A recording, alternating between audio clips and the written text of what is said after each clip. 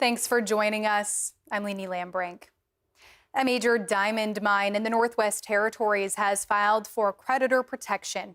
Iqaluit Diamond Mine's parent company, Burgundy, says it can't pay its bills, citing falling diamond prices. It owes more than $600 million. Devin Tridonik has more. The move at Iqaluit puts hundreds of jobs at risk, as well as millions of dollars in promised payments to Indigenous communities. Now, governments are deciding what to do next. In a statement issued Monday, NWT Industry, Tourism and Investment Minister Caitlin Cleveland says her government is ready to support any workers impacted, and once again pointed to major projects in the territory as the next promise of economic stability.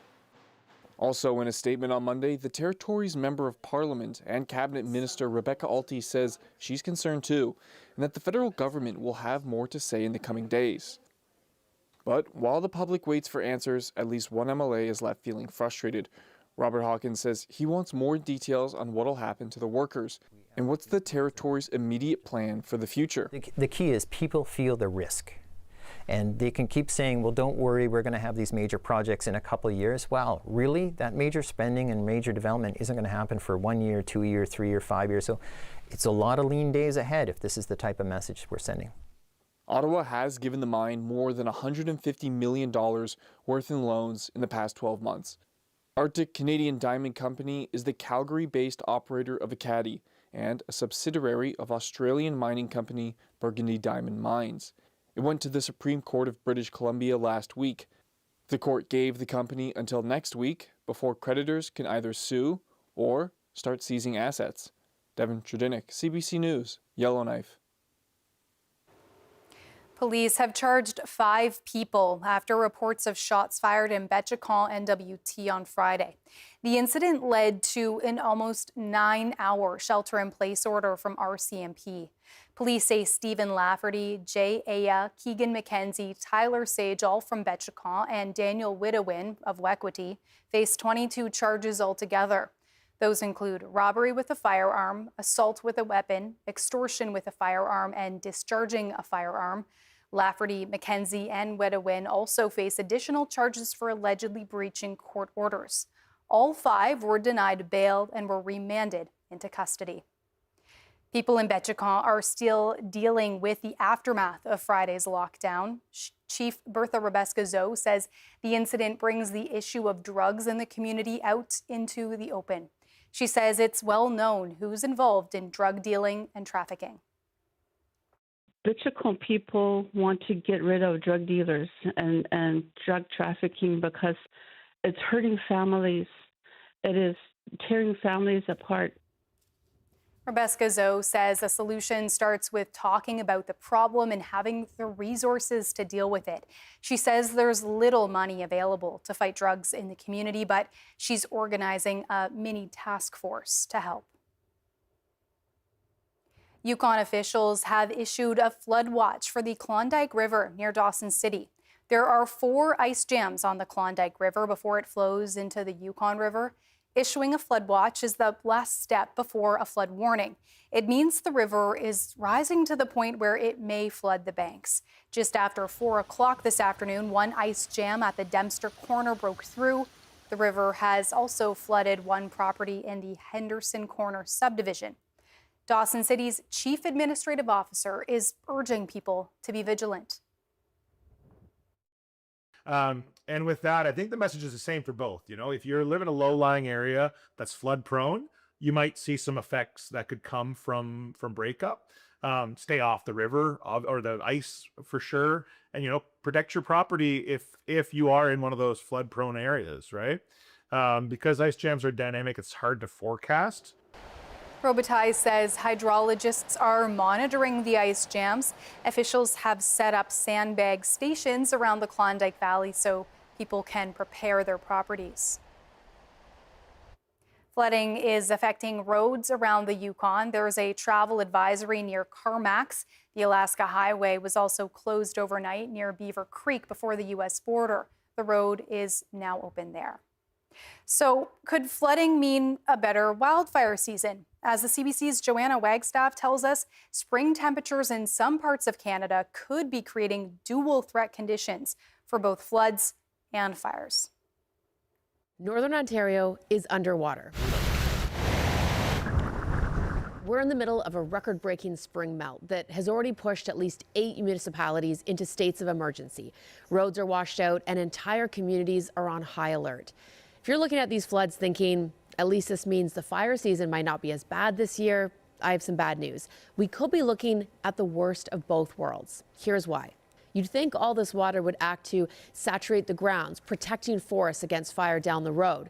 It's been a big snow year for Northern Ontario, with snowfall hitting 130 to 150% of the normal averages in places like Kenora and North Bay. That's over 500 centimeters of accumulation for some regions.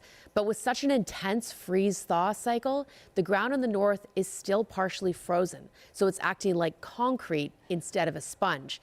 The ground is not soaking up that moisture for the summer, it's just sliding right off the surface, hitting the Sturgeon and Upper Ottawa watersheds and causing historic flooding.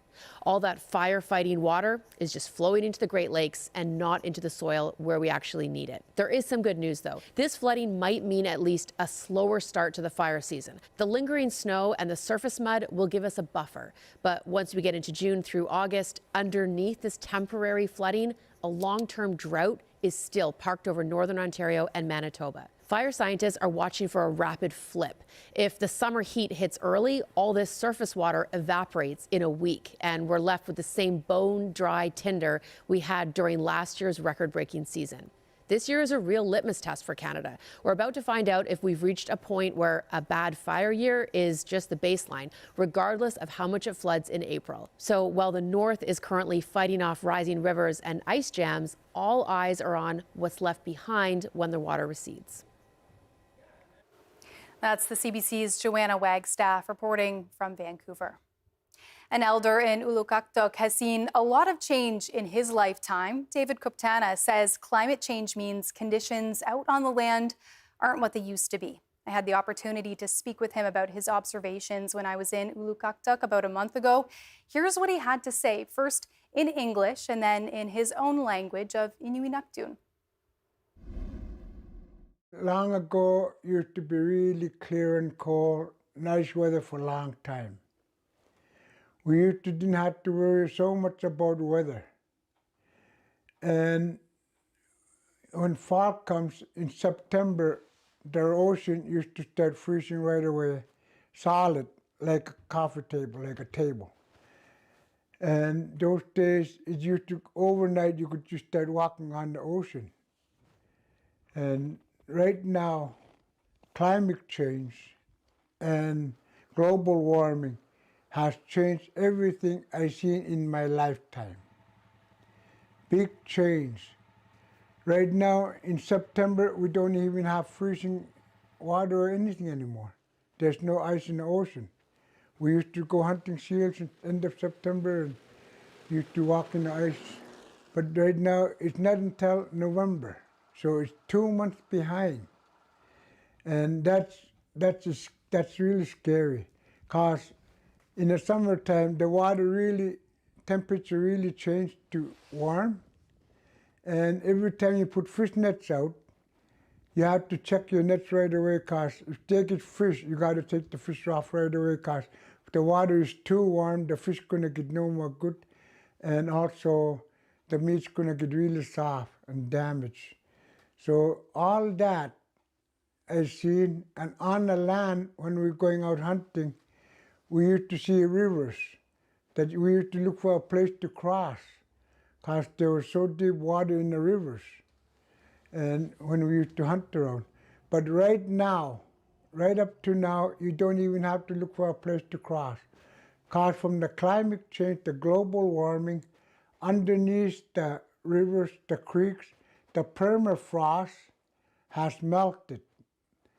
And all that water that used to just go float on top the ground is just sinking right through the permafrost, because it melted through the gravel.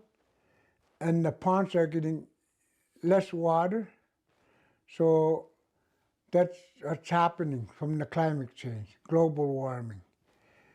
Tahamna ima itok hamna nunak put alangok paleo alangok piaktok taymane hamna takayo kikittak piak tuwa unnuangin nak September nungulirangat ima inu aulakayal aulakakat hanayalirangamik takayok taon na pihuin na kakapagtakarwa ko unnuangin nak ninguktit pagkarwang man ikpatitut hadya tayo may ditong nekto September kakibakka ko ni hadya October naman pumutahaman ni kakiliharak pagtok naman pumi imataw kakiganga hikutirami nangyang na ikalimerto ima mihanin nangok pagtok naulang mo tayo may tumunaw na ikuta ima kapiyak piyaktok tayo man nakakitak piyakarwa mi kapitiritu karwa hadya kihimi kakin na lima kami ukiyak karangat ima hikunahak piyak pagtok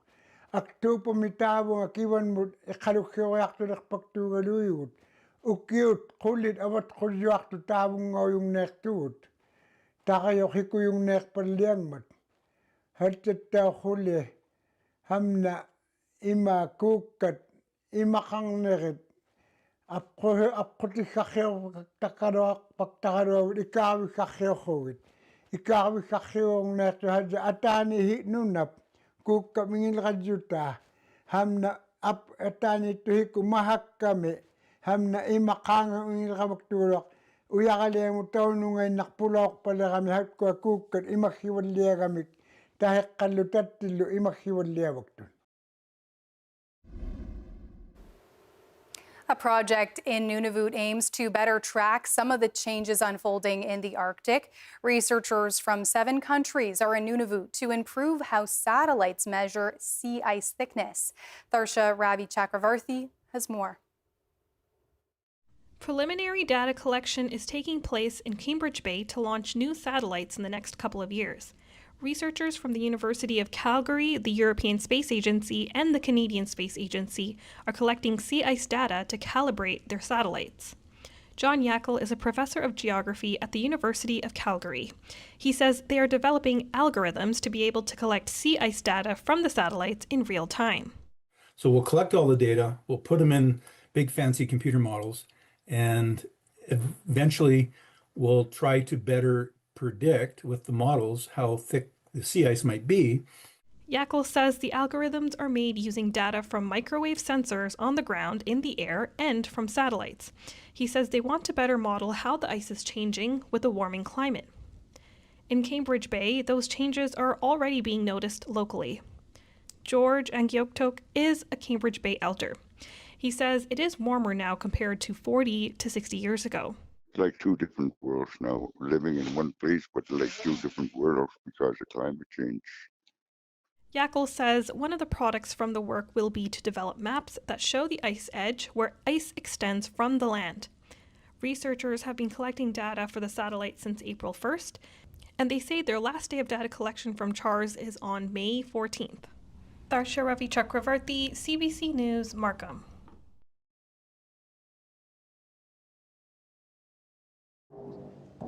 The best solutions are created by the North for the North.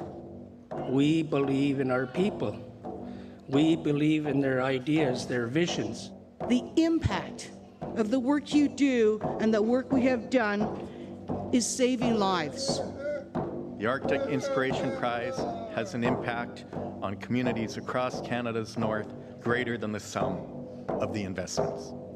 From Yukon to Nunatsiaq, Nunavut, Nunavik, Nunatsiavut, all across the north. Canada's north. Across the north. By the north. By the North. By the North. For the North. This is the heart of AIP.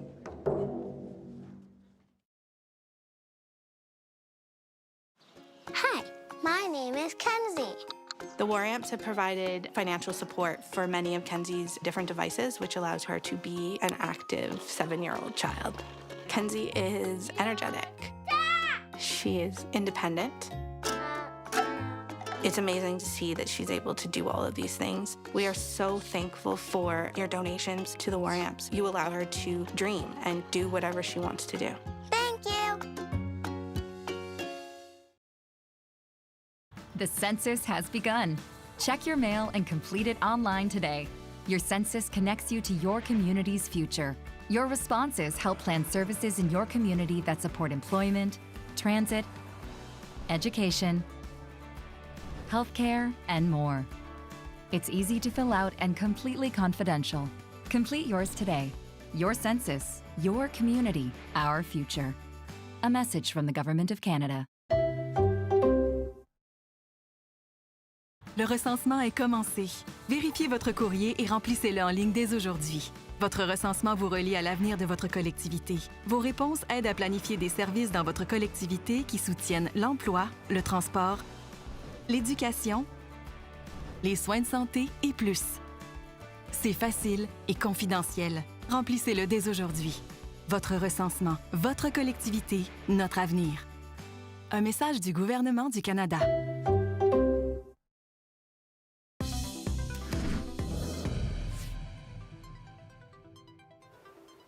A new subdivision in Iqaluit is one step closer to becoming a reality.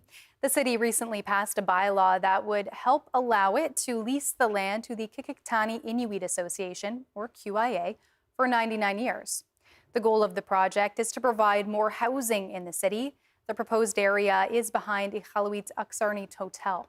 QIA hopes to develop affordable single-family detached homes for Inuit. A lot more Inuit will have access to housing. A lot more Inuit will have access to housing that facilitates, a more family-oriented traditional lifestyle. Being detached single-family homes with lots of space around them and access to the land. The area will also include market-rate housing units available to all residents and potentially a new school. The lease is expected to be signed later this year.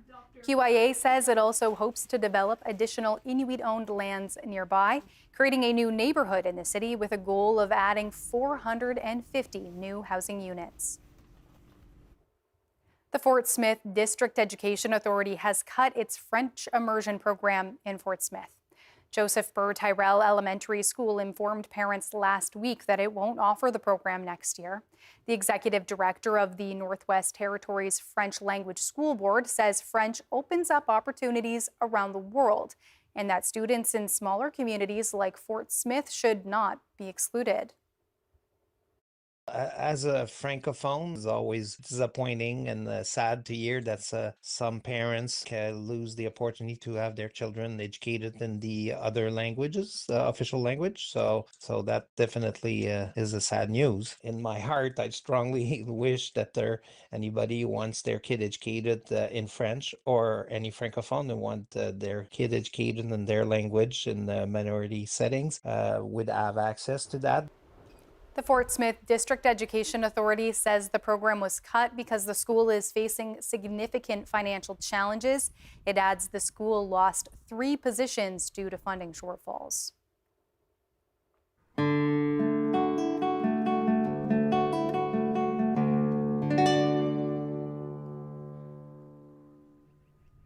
In the Yukon, cyclists in Haines Junction are gearing up for riding season. The community's new bike park is set to reopen after a warm debut late last year. Bruce de la Cruz shows us how the park's planned expansions could grow a love for cycling and bring the community closer together. Lowell Vode is 10 years old and goes to the local school in Haines Junction.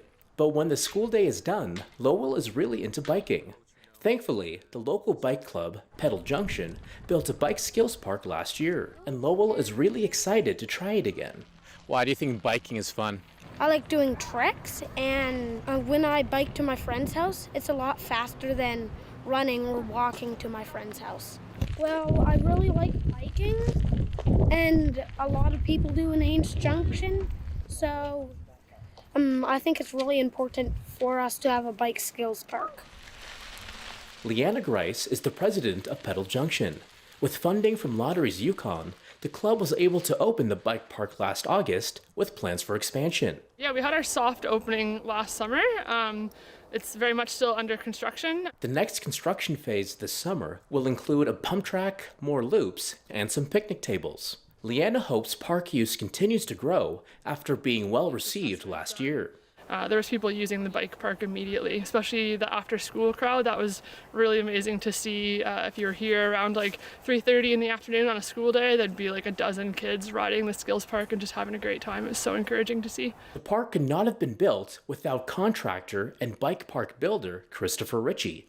Born in Haines Junction, he now resides in BC, but flew home last summer to help build the park. I was in school and they're like, hey, like, we're trying to find a contractor. We know, like, you build bike trails for a living. Would you be interested in coming up?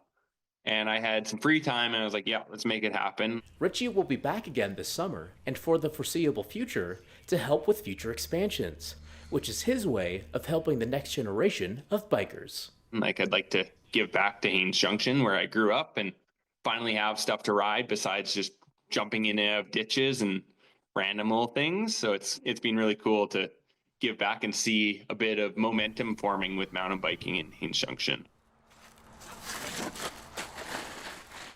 Christ hopes that with the park's expansions and new picnic tables, that it will not only be a meeting place for Petal Junction members, but also serve as a community hub in the future. Bruce De La Cruz, CBC News, Haines Junction. I wouldn't mind seeing Bruce do some tricks there. A great story. A dance performance produced by an Indigenous theater company in Canada has landed in Mexico City. Rosa examines an Indigenous woman's journey to escape violence and build a better future. Jorge Barrera takes us to the stage. A story of survival flows across the stage on opening night in Mexico City for Carlos Rivera Martinez's dance production, Rosa. Rosa is a piece that I create to honor the spirit of my grandmother, Rosa Islas Lopez. She passed away almost 10 years ago.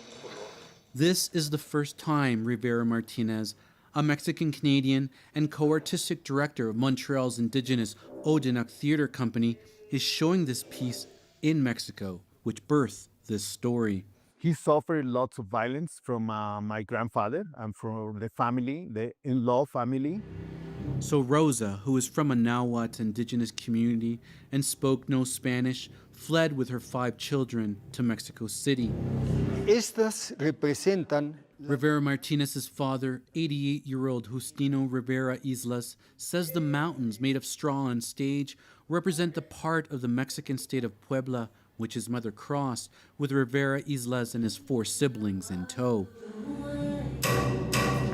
This production is based on Rivera Islas' memory and stars his niece, Patricia Rivera Maldonado, as Rosa in all her forms. Rosa es mujer, pero es... Rosa is woman, but also spirit, animal, tree, ancestor, earth, she says. Rivera Maldonado grew up around her grandmother, but is now discovering her anew.